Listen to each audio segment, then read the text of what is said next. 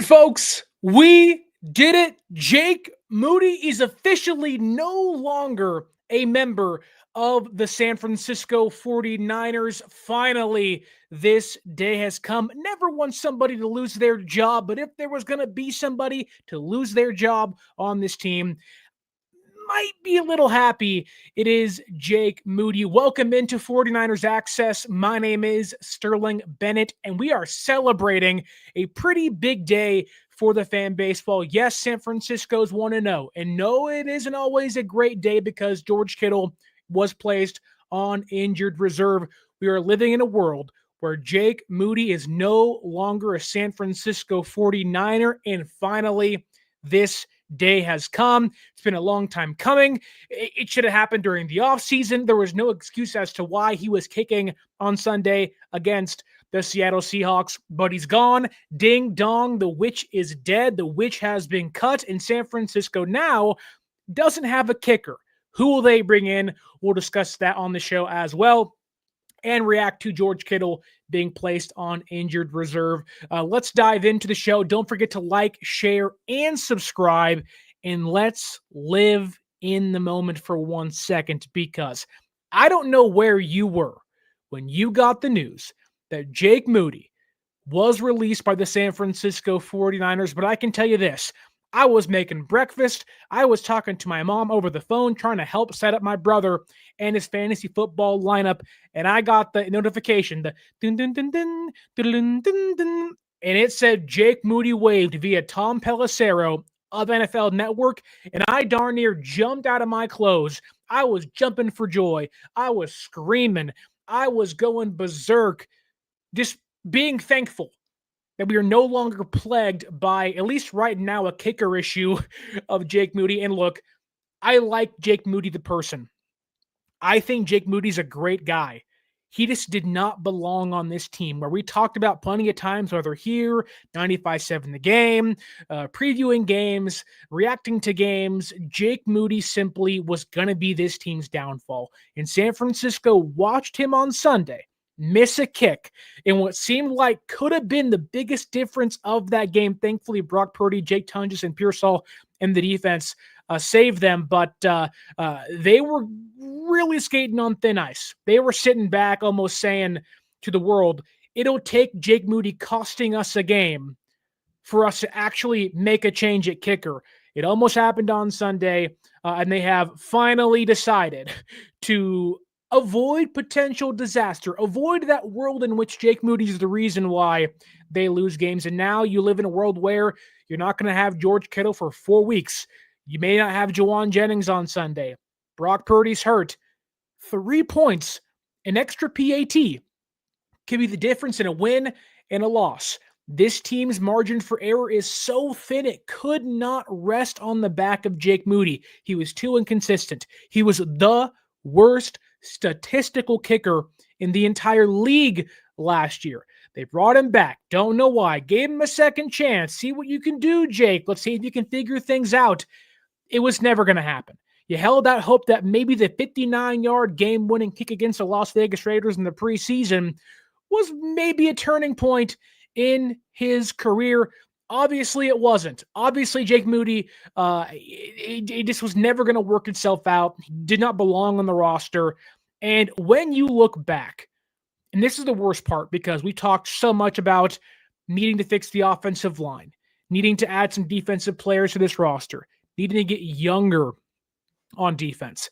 Looking back at that 2023 draft class, it may be one of the worst draft classes ever. At least by this regime's standard, it is by far the worst draft class they've ever had, over ones like 2017 via Solomon Thomas and Reuben Foster in the first round. At least you got, George Kittle out of that one. You don't mind that whatsoever. 2023, though, not a single good player out of this draft, outside of right now D. Winters, who looks like Dre Greenlaw 2.0, looks like the next elite linebacker in Niner history, but it's only one game. If that continues, maybe it changes things. But right now, third round, Jair Brown had a nice start to his career. He ain't done diddly squat since. He's a bench player. Jake Moody, now gone. Third round kicker, the second highest drafted kicker since 2024, when it was Drake Nugent in the second round, I believe, by the Bengals, maybe the fourth round, then Robert Aguayo by the Buccaneers. Then there's Jake Moody, the second highest one since Drake Nugent since 2004. He's gone. Big whiff there. Cam Latu never played a single regular season snap for this team. Darrell Luter Jr. hasn't been healthy, on the roster still, but not a trustworthy guy to play the outside cornerback spot. Robert Beal Jr. is like your sixth edge rusher. He's still on the roster, but the impact probably isn't going to be there for him. Then there's D. Winters. Braden Willis, a guy that is a practice squad player, probably going to be on the active roster the next month or so with George Kittle being out on IR. Then Ronnie Bell, that guy was terrible. And Jalen Graham, also a practice squad player who has potential, but an all-time stinker of a draft for San Francisco, highlighted by the biggest whiff of them all, that being Jake Moody and Cam Latu. This could not last any longer. We got reports this morning of the Falcons bringing in a new kicker to have competition with Younghoe Koo, who last year was a phenomenal kicker. He missed one kick for Atlanta on Sunday, cost them that game or a chance to tie. They brought in somebody immediately after. San Francisco gave Jake Moody chance after chance. Now I'm sitting back wondering if the Falcons can lean towards cutting one of their best kickers in recent years, a kicker that at some point in time was the best kicker in football, in the NFC at least, not named Jordan Elliott or Jake Elliott in Philadelphia. They're going to cut that guy after one missed kick, and Jake Moody's still here, let alone, or you watch an hour and a half later or an hour later so, Jake Moody's gone. And it's like, we have been blessed by the football gods. Jake Moody's no longer a problem, but diving back into Jake Moody's stats, I mean, it was just a freaking disaster for Jake Moody. I know San Francisco was trying to hold out hope, justify a third-round pick, be stubborn, see if he eventually pans out. But the stats just, it was never going to work itself out. Jake Moody, from 40 yards out, so 40-plus yards, again, the big reason why he was brought in was to help shorten the field for you, a 35-yard touchback now. If you get 25, 30 yards, you're in Jake Moody range, right? That wasn't the case whatsoever. Moody is 6 for his last 16 attempts from 40-plus yards out. That is 37.5%. You cannot make just above 1/3 of your kicks from 40 yards out and be a kicker in the National Football League. And he is also 12 of his last 23 kicks from 40 yards out, 52.2%. Again, this should have happened during the summer when you cut Tabor Pepper, when you cut Mitch Wisniewski, when you fired Brian Schneider. There was no reason to hold out hope Jake Moody was going to rekindle some magic or find his stroke in the NFL. He changed his mechanics. It didn't work. He's still a head case. There's no confidence there. This was only a matter of time. And it should have happened last year. Jake Moody has never really been a good kicker. Ever. He had one good enough rookie season to buy you some time. He was shaky before he got hurt last year. Then he got hurt. Then he came back and was still bad. I don't know if it was the tackle against the Cardinals where he snapped his ankle and that was the end of Jake Moody's entire career. Kind of feels that way in San Francisco at least, but there was no reason for Jake Moody to make it past roster cuts this offseason. I get it. He was a little bit better during the preseason, maybe gave you some hope to work things out, but he also missed 2 kicks in this preseason, including an extra point. Like, we were on thin ice after the first preseason game against the Broncos saying, hey, cut him. And he bounced back in kind of a big way, but he also missed 10 kicks last year. He had the worst field goal percentage by a kicker with 34 attempts last year. Since 2012, yeah, Jake Moody was statistically the worst kicker in football since 2012. Over a decade ago, nearly a decade and a half ago, and they rostered that guy for one game. Now, had Jake Moody stepped in for somebody else that got hurt, had he been a practice squad guy you elevated, had he been a guy off the street you signed to help replace your kicker, okay, you're in a pinch. He maybe has a chance to be okay. There's things to like there. Jake Moody was this, like, they put their flag on Jake Moody. They were more stubborn with Jake Moody than they were Trey Lance. It didn't make sense. And look, I'm not defending Trey Lance at all. It's just, if you can say goodbye to Trey Lance pretty quick, as they should have, it was the right move there. You should have said goodbye to Jake last year, a long time ago. He has done nothing to prove or warrant this many opportunities. He sucks. He stinks. He was a bum, really. And I hate being that harsh on him. But again, the worst kicker in football got more chances than a guy you traded 3 first-round draft picks for. Why? Why did it take this long? And there is no word now as to who San Francisco can sign to replace Jake Moody. I just think you have seen this fan base. The collective relief you have seen on social media, on Twitter, on TikTok, on Instagram.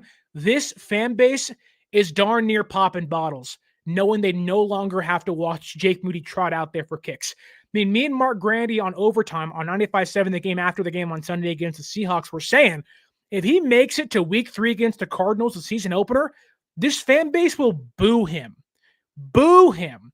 And I've said even after the game against the Seahawks on this very program here on YouTube and the podcast that if you sign somebody else and that guy also sucks, guess what? You're in the exact same spot you are now, so why not try something else? And thankfully, if you listen to Kyle Shanahan in his post-game press conference, he mentioned that, my thought is Jake Moody's the guy now, and that may change. Thankfully, 2 days later, it changed, or at least 2 days later, common sense prevailed.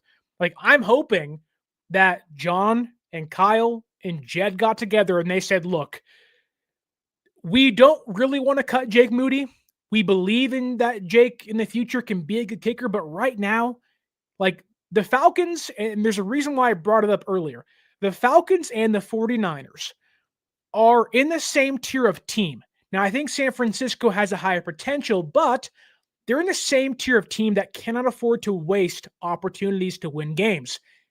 And if you find yourself with a field goal margin of difference, a 1-point, 2-point difference, and the offense is getting you in field goal range, you're milking that clock, you're about to end the game with the hopeful game-winning field goal, and Jake Moody walks out there and he misses, that's an opportunity this team has lost to win a game. You cannot do that to this team with a young defense who played great against the Seahawks, but that's one game. The Seahawks offense is not that good. You can't afford to let games like that slip you by. I know it's the easiest schedule in football, and the Seahawks defense played fairly well against San Francisco's offense. But when you don't have George Kittle, your quarterback may be out. You may not have Jawan Jennings. You have a healthy Christian McCaffrey, and hopefully it stays that way, but you never know. The offensive line was terrible against Seattle too. You have a hindered offense, whether because they're hurt or they just aren't good. You may have games that ride on the leg of your kicker. And to finally let Jake Moody go, to at least erase the worry, because I told you guys this on here, on social media, when Jake Moody walks out there, there was no confidence whatsoever. You knew it was going to be a miss. You're holding on to the edge of your seat saying, here we go, riding the Jake Moody roller coaster, but it's over now.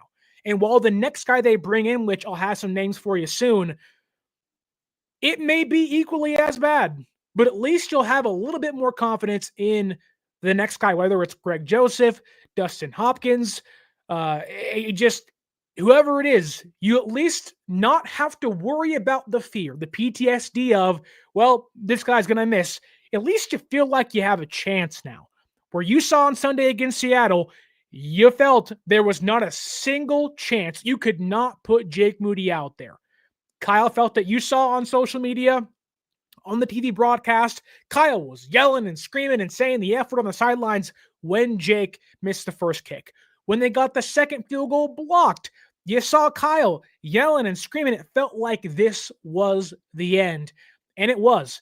Jake Moody's tenure in San Francisco is finally over. It deserved to be over a while ago. And this team won despite of Jake Moody, or in spite of Jake Moody. And finally, San Francisco may have a kicker that at least can make kicks inside the 30-yard line, because Jake Moody missed a 27-yard field goal. Give me. That's a PAT. That's closer than a PAT, really. Just thank God. Like, the relief we all have on social media, fans are popping bottles. You're seeing tweets. You're talking about people calling him a bum. Like, the collective relief of like, oh, thank God. Like, we saw it for a long time here. The fan base was like sitting back like, Kyle, what do you see that we can't? Why do you see Jake as the future? We don't believe it here as part of the fan base, part of the media. And finally, they've come to their senses and cut Jake Moody. Actually waived Jake Moody. Maybe somebody picks him up. Maybe it's the Commanders. Maybe it's the Chiefs. Maybe it's the Ravens. Heck, maybe it's the Saints. Who knows? But you rarely see this fan base be connected on all fronts. It's always, this is my quarterback. This is who I like at quarterback. This is my favorite player. There is always disagreement in the fan base. Nobody's sitting back, vouching for Jake Moody, being like, well, he actually wasn't that bad. And if you are, you're freaking nuts. Like, you had something wrong in your brain. Jake Moody was never good, never great.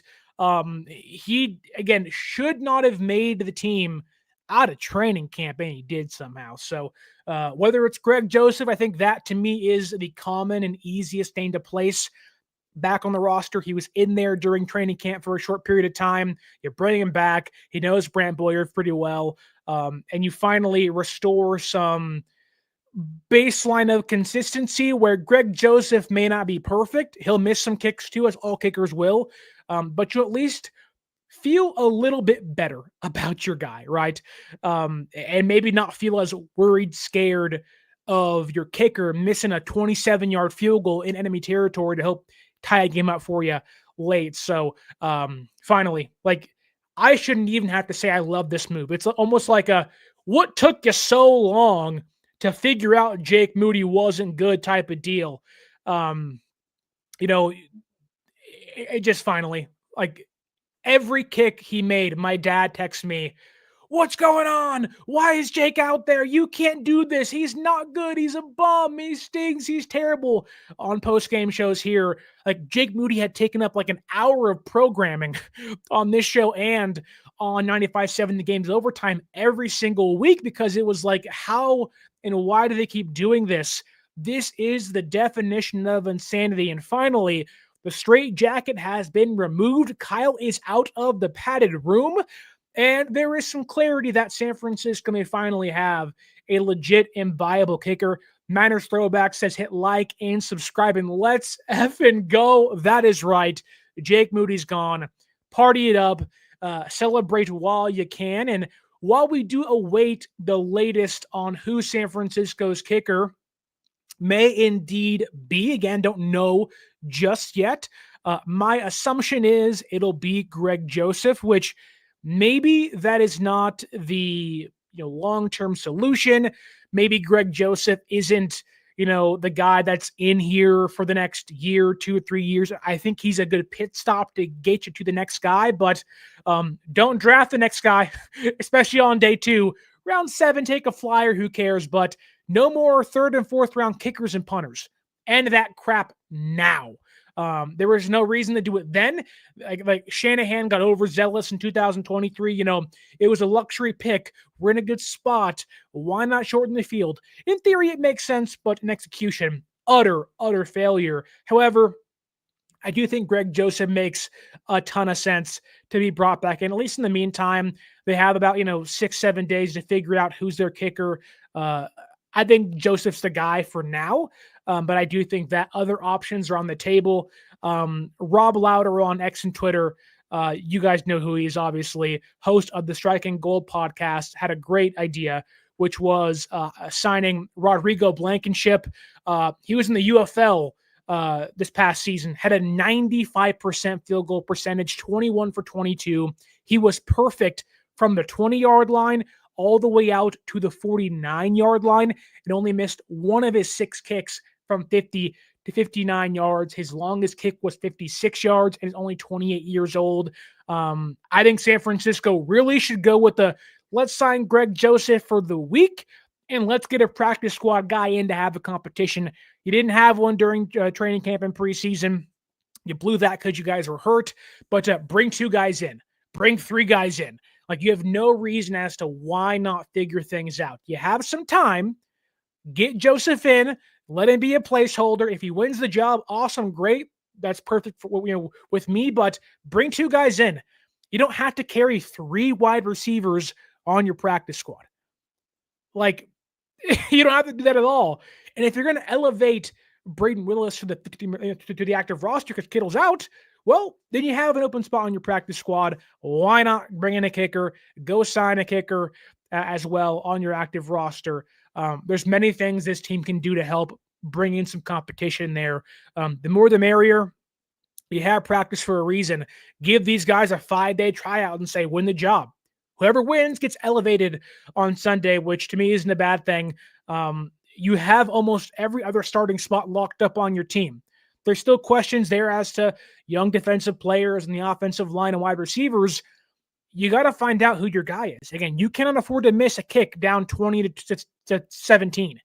Say a game's late, 6 minutes left, you have 3 timeouts. If you can make a game 17-20 and get yourself closer to tying a football game and maybe give your offense another chance with 3 timeouts left, you do it. Having a kicker is the difference. Can be, will be, likely is the difference in winning and losing in the NFL. You saw games, Buffalo against the Ravens, Falcons against the Buccaneers, Jets against the Steelers.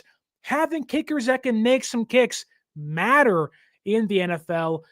There's a reason why the Seahawks were in that game. They played a fairly nice game, but San Francisco allowed them to stay in that game. But also, because their kicker can make 45-yard field goals consistently, you got to have a good kicker, and hopefully San Francisco can sign, to me, Greg Joseph, and to Rob Lauder's point, Rodrigo Blankenship. Bring dudes in that have maybe some long-term consistency, but also some long-term potential too. Bring both guys in. Sign 2 kickers. Get it done. Niners Throwback says here in the YouTube chat, hey, Sterling, John Lynch and Kyle Shanahan must be eating their wounds knowing they should have never drafted a kicker. You know, it takes a lot to say you're wrong in life in general. To say you're wrong in the NFL, really, like, that comes every year. Whether it's late round draft picks, first round quarterbacks, sometimes it costs you a job and that stinks and you really can't admit you're wrong. But, you know, the stubbornness of this regime to hold out hope, to let it get this far, that's a problem. Good on them for finally pulling a trigger, because I don't think anybody thought he was getting cut. I didn't think he was getting cut. You hoped he would. There was a little sliver of chance he would, but there was never this like overly optimistic side of Kyle being like, yeah, he's gone. Which thankfully today, like, it had become abundantly clear he had to go. No question about it. And if they are licking their wounds or eating their words of cutting a kicker, that was terrible. Like, had Moody been okay and they just cut him, we may have questioned things like, why'd you cut Moody? The writing was on the wall for a year and a half. Like, it's not as if Jake was great at any point in his career. And he was fine his rookie season, but if they're caught up on this, like, it was an embarrassment to watch how bad he struggled last year. Like, he missed, 3 or 4 kicks against the Buccaneers? I think it was 3 kicks against the Buccaneers last year, and they kept him around then. And at that point in time, they won that game. They were still in the playoff hunt. The Falcons kicker missed 1 kick against the division rival this year in week 1, and they said, enough's enough. Practice squad guy come in. There's a competition. There was no reason to be this stubborn, to hold out this long of a hope for Jake Moody. Not an all-pro, not a Pro Bowler, a third-round kicker, to what? We don't want to be wrong on a third-round kicker. We're so upset. We missed on a third-round kicker. You cost your team by not admitting you were wrong sooner. Had they cut Jake Moody last year, had they cut Jake Moody during the preseason, guess what? No harm, no foul. Yeah, bad pick. Yeah, mistake. But guess what? The future harm he can do to your organization, to your playoff chances, to winning and losing football games is off the table. That to me is the most confusing part of this. Is okay, we know Jake's not good. You know Jake's not good. You are compounding the issue by keeping him on the roster. So thankfully, San Francisco finally saw the error of their ways after week 1 and said, that was a close one. It should not have come down to a game-winning Brock Purdy Hail Mary drive where he just kind of tosses it up in the back of the end zone. Tunja, save me! You shouldn't have to have these 2-minute save me drives from your offense where it's not always going to happen that way. And knowing the guys are hurt now, you are 3 games in, or 3 days into the actual NFL season, Purdy's hurt, Kittle's hurt, Jennings is hurt, Barch is hurt. You had to sign Kendrick Bourne, and now your kicker's gone. While you won the game and you're happy, it is kind of a bittersweet week 1 of the NFL season where Purdy may not play on Sunday against the Saints. Kittle's out for 4 games now, which we'll get into that soon. But you had to, the need became so much more pressing with Purdy out, with Kittle out, or Purdy hurt, not out yet, but Kittle out, and Jennings being out, where your offense with Mac Jones maybe, and Kendrick Bourne and Pearsall and Luke Farrell and Jake Tunja may only be able to move the football into field goal range on Sunday. The Saints defense isn't world beaters, but they're not terrible. They're an adequately fine defense that I think can give San Francisco fits with backups playing on offense. This may be a 2017 game. And if you can't score 20 to tie it up or take a lead, you're going to lose to the freaking Saints. And that shouldn't happen, but it's happened before in San Francisco. This team has played down to opponents, and this may be one of the worst Niners teams we've seen in half a decade. Since 2020, this is the worst team. Now, they'll get better as time goes on, but early in the year, a 5-game stretch, you have to start off hot. It's going to get tougher. Buccaneers week 6, Texans week 7. It's not going to get easier. Now, hopefully you can get healthier, but you have to win these games while you can. The NFL said, here's the easiest schedule in football. Don't screw it up. Cutting Jake Moody and finding a average kicker at best is part of not screwing it up, because Jake Moody almost always screwed it up.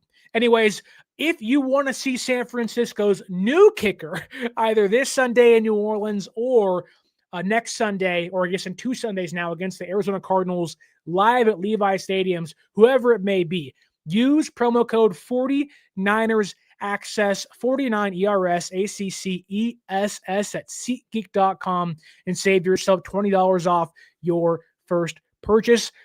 Reward San Francisco for finally figuring things out with Jake Moody. Get yourself some tickets. Cheer on your red and gold live and in person, and save some money in the meantime. I use it. My wife uses it. My family uses it. You should too. A free $20 on your first purchase. Get it done. Hopefully, watching your kicker, whoever it may be, get it done too. But let's move on to the Niners placing George Kittle on injured reserve, because this one hurt.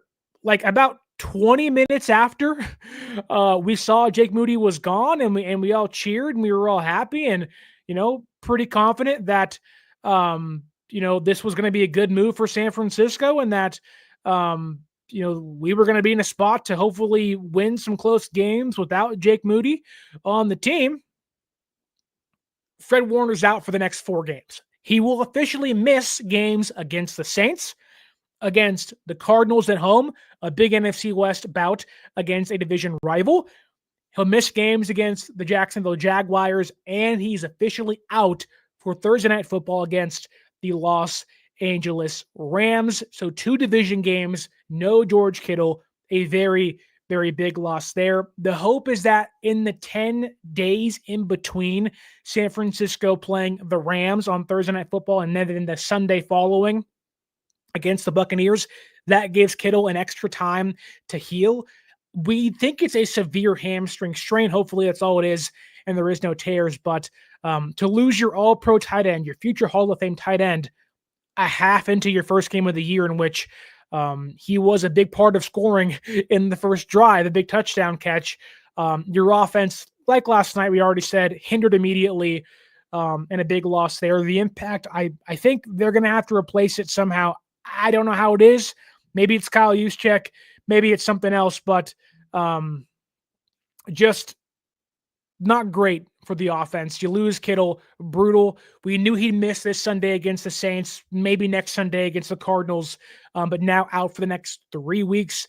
San Francisco can survive without him against the Saints, against the Jaguars, most likely. Both those teams aren't too scary, but Cardinals and the Rams also are pretty big games. So if you're San Francisco, there's a real chance you maybe end up 3-2 after Kittle can come back hopefully in week 6, but there's also a real chance you're 1-2 in the NFC West by that time. Hopefully by next week you can have Jawan Jennings fully healthy and CMC remains healthy and Brock Purdy's back or still out there with the toe and shoulder injury, but it's a big absence. It's a big mismatch for the offense on the football field. It's a big part of the receiving threat. And now you are going to play games without Demarcus Robinson and George Kittle for the next 2 weeks or so. So, again, really hindered. Like, you are not going to have what seems like your top 3 receiving threats or your top 3 or 4 receiving threats. And if Juwan misses time too, no Ayuk, no Juwan, no Kittle, and no Robinson, 4 of your 5 top receiving threats are out. Definitely hinders what you can do offensively, how vertical you can get with the football, and does make it feel like 2024 all over again. So another reason why getting the kicker is important, but San Francisco, like Kyle Shanahan, is going to have to coach his freaking arse off the next 4 weeks because defenses are likely going to stack the box against you, knowing you're going to want to utilize Brian Robinson and Christian McCaffrey a ton. And it's going to take a lot to overcome teams like the Saints have a fairly nice defense, the Cardinals, who I think are going to be a better team this year. The defense is better personnel-wise. Will Johnson looked great against the Saints on Sunday, which maybe isn't saying much, but still, they're a team on the come up. They want to prove some people wrong and make the playoffs this year. And I think the Saints or the Cardinals will be vying for a spot later on in the season too, along with every other team in the NFC West. And of course, the Jaguars, they're going to be a fine team. Not great, not bad, not terrible, though. They'll give you some fits if they can offensively. They seemingly have their running back room finally figured out with Etienne and Bayshell Tuten as their 1 and 2. And then there's the Rams, who, while a lot can change, like we are living in the moment of, yay, Moody's gone. Oh, crap, Kittle's out.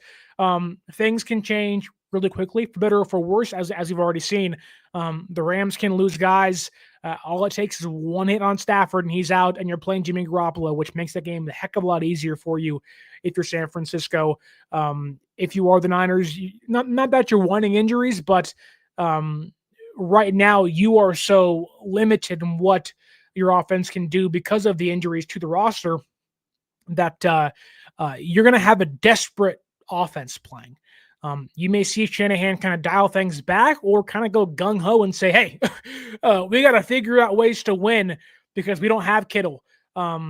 We need to protect either Mac Jones or Brock Purdy, who's playing tight end for us. I would prefer them utilize Kyle Juszczyk more. It seems like Braden Willis probably gets signed to the active roster, maybe elevated, but maybe Kendrick Bourne's a person that comes in and does something for you. But it is a lot of up in the air for San Francisco, which isn't exactly where you want to be right now. Like, you wish you had, like, after a while, it seemed like, you had some answers, you're healthy and whatnot, but, that has gone quickly. 3 days in, you had, Sunday, Monday, Tuesday. We're on Tuesday now, and you don't have your all-pro tight end, 2 of your top receivers, and maybe a third with Juwan Jennings. So, again, they're in a scary spot. They're in a really scary spot, San Francisco is, where What seemed like an easy first 5 games or a nice kind of ramp up to a tough part of the schedule against the Buccaneers and Texans now becomes kind of a desperation. You got to be perfect, tighten things up to the nth degree to hopefully win each and every Sunday, which this is the NFL. You hope and you'd like to think that with Purdy healthy, if he is on Sunday, that equals a win. He's your franchise quarterback, and I think the expectation should be that. But it doesn't get easier. Like, you are not in a great spot as a franchise right now, knowing that your offense is this banged up already. But we're still waiting word as to what San Francisco does with kickers. Maybe we hear tryout today. That seems logical. They don't practice today. So it's a good chance to kind of get guys in before practice tomorrow on Wednesday. Maybe try out 4 or 5 guys, 3 or 4 guys, line them up, and let Brant Boyer do his thing. But it is funny. Like, again, Greg Joseph, Rodrigo Blankenship, maybe a guy like Ben Sauls, who was in Pittsburgh during the preseason, was 5 for 6 and perfect on PATs. Maybe that's a guy you bring in. Really, just bring in a whole freaking drove of kickers. Hey, go get a freaking boat and haul them puppies in the bay and have like 45 guys. Bring in every FIFA kicker, bring in every UFL kicker, every CFL guy, every AFL guy, every free agent, bring them all in and say, hey, your top 2 are making the roster. Somebody battle that out. But, they are in a compromising spot right now, and they're hoping to overcome it. But what do you think? Are you happy Jake Moody's gone? Are you popping champagne? Are you finally, sitting back like, what took so long? Why did this take, a year and a half? Why didn't you cut him during the offseason? And finally, Brant Boyer, who knows if he was the one in charge of retaining Jake Moody? I don't think he was. I think Brant, if he had his way, probably would have cut Moody. He already cut the punter and cut the long snapper. So it does feel like Kyle and John may have been like, you get to have the 2 guys you want here, but kicker is ours. And clearly, after 1 week, like, I'm hoping that Brant Boyer walked in and said, are you freaking kidding me? Like, this is what you want to toss out there? I can't work with this. Like, we have to make a change. And hopefully John and Kyle said, you're right, because they're leaking oil on special teams. I think they were the worst special teams unit in football last week, not last year, but last week. They were terrible. So muffed punts, holding, penalties, blocked field goals, missed field goals. They really, really needed to get this thing right. And cutting Jake Moody is the first step into getting things right. Find me average. Sometimes it pays to be average. Jake Moody was the worst. Can you get me back to the 16th ranked kicker in football? I'm okay with that. 16's not too bad when it comes to Jake Moody being the worst kicker in football. Nick Mallow says here in the YouTube chat, so glad he's gone. Bye, Moody. Yeah. You can see my instant reaction on YouTube or on TikTok or on Instagram. This fan base was united. Like, people were cheering, laughing, doing some hard drugs, trying to find the bright spot. Kyle Shanahan says here in the YouTube chat that the last game they were once again the worst special teams per EPA in the league by 11 points. Yeah, bad. Now, that is Jake Moody. That is having, like, to be fair to Brant Boyer's unit, Sky Moore was not the guy they wanted to be the punt returner. It was supposed to be Cowing, and they drafted Burgeon for a reason, but you got to make a trade, with a negative 11 points. Thank you, Kyle Chipto, here for clarifying. But Sky Moore is not the guy they wanted returning punts to begin the year, so you have your backup punt returner in there. That's not great. Jair Brown is not good either. Saran Neal, he should know better. But when you have Matt Hennessy with the widest, doing the splits, guarding 3 Seahawks players, they themselves said during the post-game press conference that that'll get fixed. So I'm hoping that's the case. But just having a guy that can take it over the defensive line would really help. And having a guy that is your backup center doing the splits, blocking 3 Seahawks probably isn't the best kick coverage or blocking situation. So hopefully that can get fixed too. But I really like when you talk about like addition by subtraction, like that is Jake Moody. Just the mental clarity of like Kyle being able to somewhat trust the kicker again is great. um, because you can tell on Sunday he did not trust him whatsoever at all. There was no way in hell Kyle was tossing out Jake Moody again on 4th downs. Like the confidence was gone. It was gone. And it's really funny because even during the preseason, you can hear the Raiders broadcast. You can hear the Broncos broadcast. You can hear other teams broadcast. The Fox broadcast on Sunday too. Greg Joseph and I think it was Joe Davis. They're laughing at San Francisco. The NFL was laughing at the Niners as to why Jake Moody was still on the team. That's how embarrassing it was. They were laughing in the preseason. They were questioning it during the regular season on Sunday against Seattle. Like the league was laughing at what has been one of the most successful regimes in the last 5 seasons, 6 seasons now. That's not a great place to be in. Like they have made so many smart decisions, made so many great draft picks in previous years, found these hidden gems, these diamonds in the rough. They've been so successful. And look, they've made a lot of mistakes too. We've already gone through that 2023 draft. 2022 ain't much better. Thank you, Brock Purdy, because if it wasn't for you, yikes. But they made some mistakes, but it seemed like the NFL, like you can find kickers anywhere. You can cut, release, wave the same kicker 3 times, and you can get 3 different results of the guys you brought in last year. And you saw San Francisco last season, once Jake got hurt, they brought in 2 guys, Matthew Wright and Carlson. And, while it wasn't perfect, there was better results.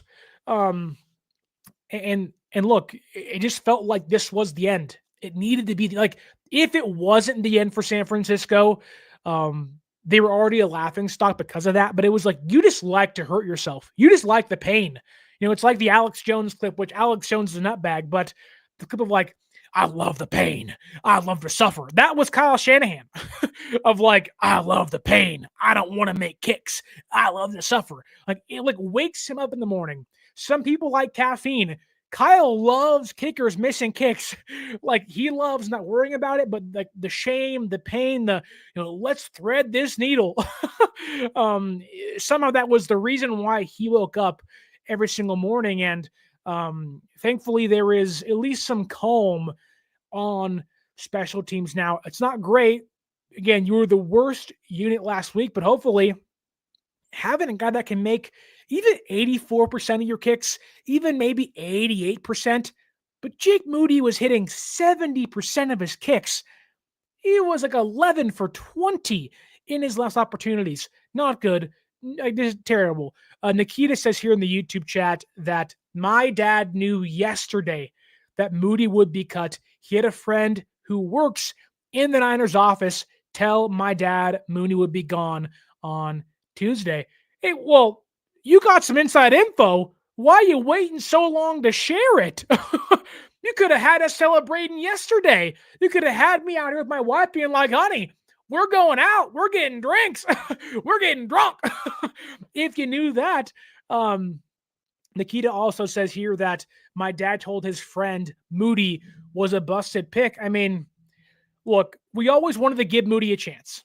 We always wanted to, let's see how this thing works itself out. Maybe he's good. Maybe it's a reach and, we don't like it initially, but maybe this thing works out. Maybe San Francisco being a little greedy, being a little, let's outsmart the league. Let's get a kicker. It's the only position we needed a starter, which was true, but let's see if it works out. And I think after the first year of Jake Moody, while yes, he missed some game-winning kicks, there was at least some promise. It wasn't perfect. It wasn't great, but there was some promise. However, he was still shaky. And you walked into last year of like, We'll see how it works out. And he wasn't good last year. And after that, like an okay rookie season to a shaky, if not like the worst kicker in football last year type of year, to not have the wherewithal to cut that guy, to remove that guy, to cut that guy, waive that guy before the season even starts was crazy to me. I don't know why he lasted this long in the first place, but again, you wanted to hold out hope. And I think San Francisco was in that boat. That's why they were so stubborn as to like, we drafted this guy for a reason. The last thing you want to do, is to cut Jake Moody and have him go to a different team and be great. I think there was a YouTube chat we had a couple weeks ago saying like Kaimi Fairbairn was a like 4th round pick, 5th round pick. The team cut him, and now he's one of the best guys in football, I think, with the Houston Texans. So maybe Jake has that route and maybe be awesome, which I don't wish any ill will towards Jake Moody, as I don't think anybody does. Like, we like Jake Moody, the person on the show. He's a good dude. I just think mentally it was not there. And maybe taking some time off, and I think this is kind of like kicking is very mental. You get maybe one chance a game and you got to be on. Like outside of quarterback, it is maybe one of the most scrutinized positions in football because your wins and losses ride on the leg of that kicker. And say you're in a close game and they get one field goal attempt and they miss that, you're probably going to get cut. And so I think San Francisco realized that after a while, it's not going to work out. Like this was a long time coming, but for Jake himself, I think taking some time off, being a free agent, or on the practice squad, not having to face that pressure, clearing his head, getting his mentals right. I think Jake can still be a good kicker. Just not going to happen in San Francisco. And I think Kyle Chipto says it perfect here. Best of luck to Moody. He still might be good, just would never be in San Francisco. That's right. His tenure's over, thank God. I think it would serve Jake best to go play for a team in a dome, get out of, the wind, the weather, get back closer to Michigan, his hometown. And I think that, San Francisco, like, it just isn't a great place for him. There's like a dark past for him, right? Like he's overly scrutinized for all the right reasons. Like this team, like you got to be like you're replacing Robbie Gould, who was incredible with San Francisco. Hit so many game-winning kicks. There's pressure involved in there to come and be the guy. They hyped him up to the nth degree. A 3rd-round draft pick. He had the perfect workout, according to Brian Schneider. And look, there's pressure on you. You're replacing one of the GOATs at kicker. You're a 3rd-round pick. They're hyping you up left and right and saying, this is the guy. This is the guy. This is the guy.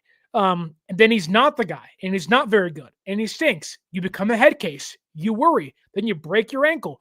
Your all-pro receiver is karate chopping your long snapper, and your long snapper is cursing out your wide receiver because of you. A lot of that, like that, you can tell Jake had wandering eyes, not in like the nasty way, but just like, are they talking about me? Are they worried about me? Like he refused to talk to the media in the preseason. He was already a head case then. Your kicker refused to talk to the media? Really? I just think taking time off, being a practice squad guy, whether it's a year or just being a free agent for a while, get his mind clear. Because I think Jake has the physical skill set to be good, but just not now. Just not now. He needs a reset. Like unplug him and plug him back in a few weeks. See if that works because it sucks. Like nobody's happy that this didn't work out. Like this is a stain on San Francisco's career or Kyle and John's resume. Like this sucks. Like nobody wants this to happen.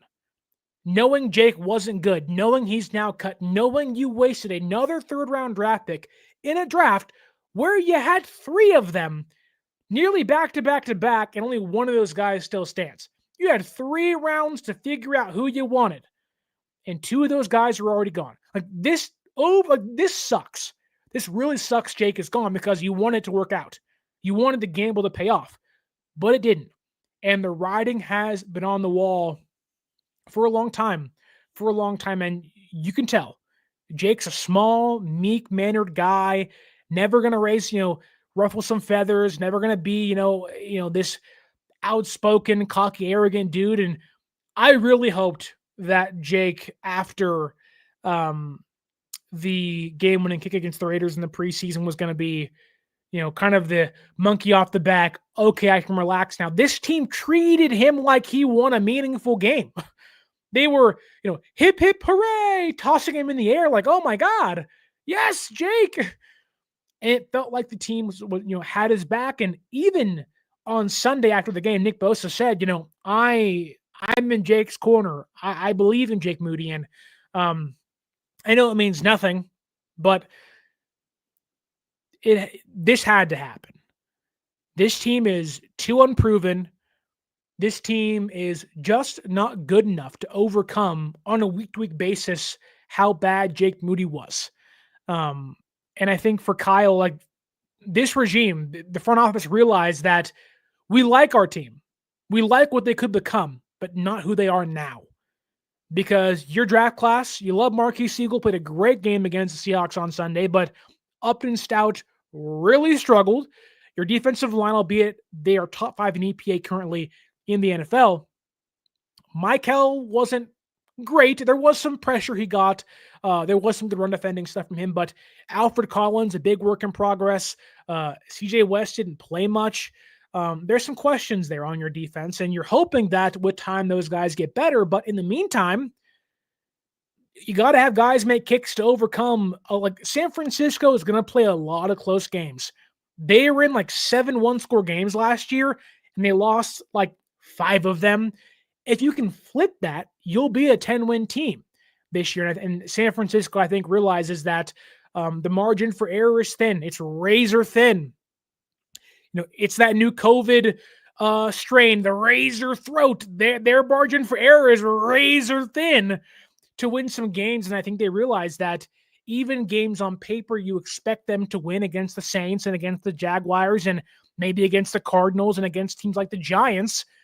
But, if you're not healthy, which they aren't now, having a guy that can make 3 kicks a game for you and not miss one and get you 9 points, that's 9 points. That can be a difference in winning by 2 points, winning by 3 points, winning by 1 point, getting your team to overtime. San Francisco didn't have that. And so it's the right move. Took long enough. Thank God he's gone. And thank God we can celebrate on a Tuesday that Jake Moody's gone. But like every good thing, there comes some bad news.